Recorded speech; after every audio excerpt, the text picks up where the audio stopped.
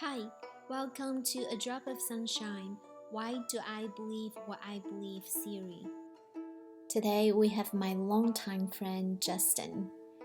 He is one of my few engineer friends who likes to dance as well. So, my name is Justin Howell. I live in Nashville, Tennessee. I'm a clinical trials manager for Sarah Cannon, and I help with clinical trials related to cancer research. So, pretty much every position I've had has been related to cancer research, as that's a passion of mine. I'm also a self-proclaimed devout Christian.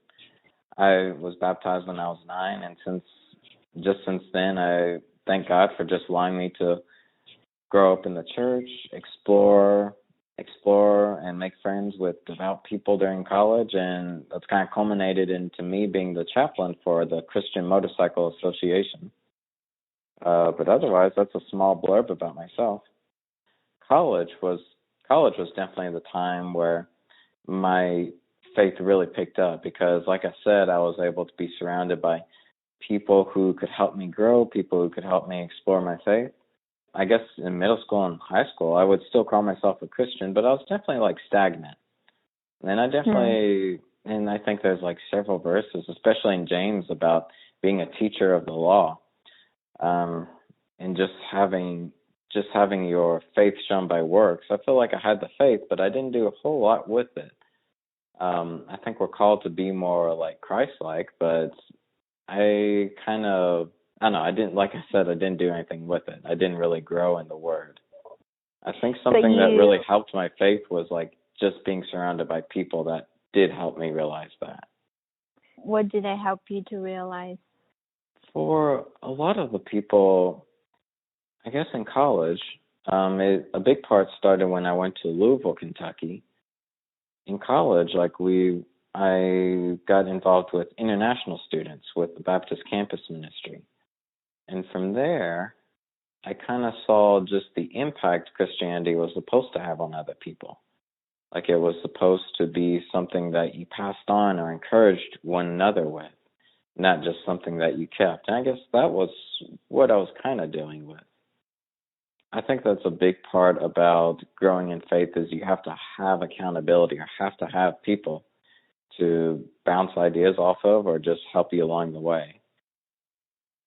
So even though I got baptized at 9, I really want to say like a lot of my growth happened when I was in college. Is there anything that's hard for you to believe on your journey of faith?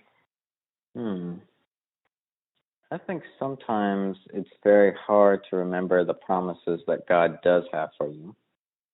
When you're a young Christian, it definitely feels like God is in everything, which He is for sure. But as you become more of a mature Christian, you kind of get hit by, I guess you kind of finish the honeymoon phase, and you kind of get hit by the realities of life that sometimes work is a little more difficult than you remember, or people aren't there as often as you expect them to be, or sometimes you just get hit by anxiety, especially nowadays with an overload of information. You kind of just get hit by anxiety by everything going on. And you kind of wonder where God is because the Bible does say that His kingdom is supposed to be moving, but it's so hard to see sometimes with everything going on. You kind of have to realize that God doesn't promise to take all the bad things out of your life. He promises to be there during the hard parts and promises that He'll give you the strength to overcome it. So I feel like sometimes it's very difficult to remember that on a daily basis, at least. So what helped you during those times? Like what sustained you? I definitely think a certain level of accountability was necessary. Because when you're left by yourself, like it's very easy to like be left alone with your thoughts, just everything bouncing off in your head, for the enemy to kind of plant their own thoughts. So when you don't have that support, it's very hard to remember that God's there for you, because no man is an island. I think God puts people in your life to help support you. And it's like where 2 or 3 are together, God is there with them. So you definitely need people to help remind you, just to take that burden to help you, I don't know, just help you keep going. Can you go more into detail of a specific time that you wrestled with your faith and how you were able to come out of it? I think a big part was like a period during my work where it just seemed like I was having such a hard time adjusting. It was a role that I wasn't used to. It was very difficult to kind of get training for it. I just felt like I was failing my team at a constant basis. There was a verse that was saying that we work for God, not for man. And I think that alleviated a lot of pressure for me, because if we're only working for the sake of other people, that's like a very low threshold. We might never be satisfied, or the people we work for might never be satisfied. Not to say that we don't work as a team, but I think God wants us to not put so much pressure on such earthly things. He wants us to remember that we put all our effort in because we love God and He loves us, and He's given us these opportunities that we should appreciate. If we're so stressed on, if I was so stressed on those details, if I was so stressed on work, then that just really brings down what God is supposed to have for me. And it makes it really hard to concentrate on work. So I think that really helped. It didn't happen overnight. It was obviously something that I had to work on constantly and pray for constantly, but it definitely alleviated a lot of the stress. Do you have any words for people that's going through a hard time in their faith? I like the proverb. There's a passage in Proverbs that says, "A cheerful heart is good medicine." I definitely think that's true, because it's really easy to get caught up in your own ordeals or how everything is going wrong. And that affects your relationships and how you conduct your work or how you interact with others. I think you kind of have to put a smile on your face, though, just to get by. And I think that's cyclic. I think if you're able to treat others cheerfully, then you kind of receive the same, and it kind of helps you out of that vicious cycle of just feeling bad for yourself. I definitely like that. I think the verse just sums it up. A cheerful heart is good medicine. Why do you believe what you believe? For me, as I said, I work with cancer research and trials. So I'm more inclined for like a science and math-based analytical mind. So when I was younger, it's just seeing all the complexities of nature or the universe. Like it's just thinking about all the molecules or galaxies that make everything up. I kind of have to I kind of have no other choice but to believe that it was designed by someone or had to have a creator. And I definitely think like just the loving, careful hand of God is like the only answer to that. Wow, that's said beautifully.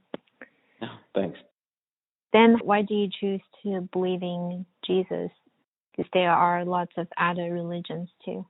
That's a good question. I definitely think it's twofold. One of them is just the focus on relationships in Christianity, like a relationship with God, a relationship with Jesus. Like for a lot of other religions, sometimes there's a huge detachment between gods and people. But for Christianity, like if there is a creator, let me back up a little. There are some theories about there are different worldviews and theories about the creation of the universe and their relation to a creator. One of them is kind of called the clockwork theory, and that's where God pretty much God is like a clockmaker. He set up the universe, wound it up, and kind of let it go. But if there was a creator, you'd think that he has some more interpersonal relationships with his own creation. So I think the big focus is on Christianity, of God actually taking an interest in his creation, or sending down Jesus as God in human form is very important part of that relationship as well. And I think the second part of why Christianity has so much leeway is the manuscripts. A lot of the manuscripts had all these prophecies that dated back thousands of years that predicted a Messiah. And I think Jesus definitely answers, there's proof that the historical Jesus existed, unrelated to the Bible. And I think all the transcripts and manuscripts for the Bible, for the New Testament, definitely support all the prophecies and what the prophets were saying that a Messiah would do when they returned. And I think there's so much